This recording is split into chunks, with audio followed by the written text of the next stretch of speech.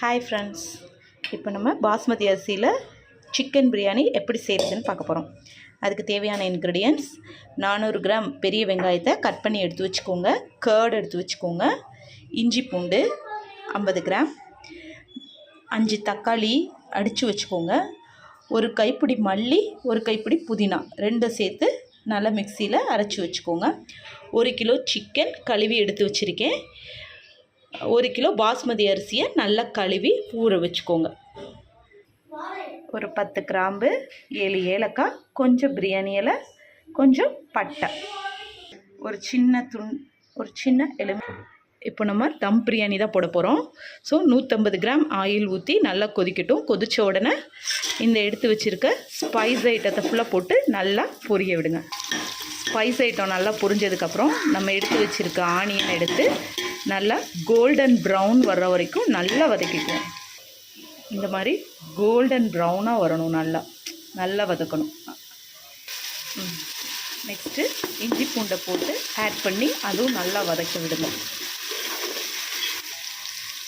Golden ப்ரௌனாக இருக்குல்ல onion, இந்த மாதிரி கோல்டன் ப்ரௌன் வந்தால் தான் பிரியாணி வந்து டேஸ்ட்டாக இருக்கும். இஞ்சி பூண்டு போட்டு ஒரு 2 மினிட்ஸ் நல்லா வதங்கினதுக்கப்புறம் நம்ம எடுத்து வச்சுருக்க மல்லி புதினாவையும் ஆட் பண்ணிடுவோம். ஆட் பண்ணி அதையும் நல்லா பச்சை வடை போகிற வரைக்கும் நல்லா வதக்கிக்கோங்க. நல்லா மல்லி புதினா நல்லா வதங்கட்டும். ஒரு 2 மினிட்ஸ் ஆனதுக்கப்புறம் எடுத்து வச்சுருக்க தக்காளி கிரேவியையும் ஆட் பண்ணிடுவோம். அதோட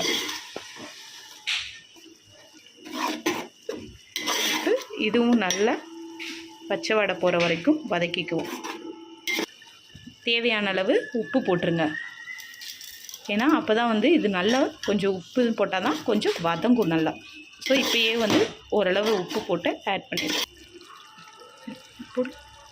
4 பச்சை மிளகாய் போட்டு நல்லா கிண்டி விட்ருங்க.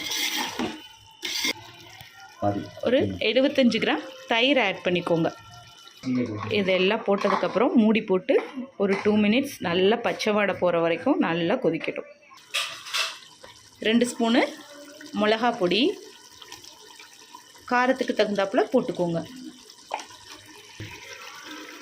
1 ஸ்பூன் பிரியாணி மசாலா ஆட் பண்ணிக்கோங்க. பாருங்கள், இந்த மாதிரி நல்லா கொதிக்கட்டும். சிக்கனை போட்டு நல்லா கிளறி விட்டுக்கோங்க. ஒரு 5 மினிட்ஸ் வந்து ஹையில் நல்லா வேகட்டும். அப்புறம் ஒரு 10 மினிட்ஸ் சிம்மில் வச்சு வேக விடுங்க.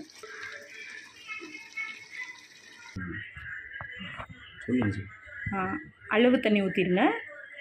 ஒரு 1:2ன்ற கணக்கில் தண்ணி ஊற்றி ஆட் பண்ணிடுங்க. நெக்ஸ்ட்டு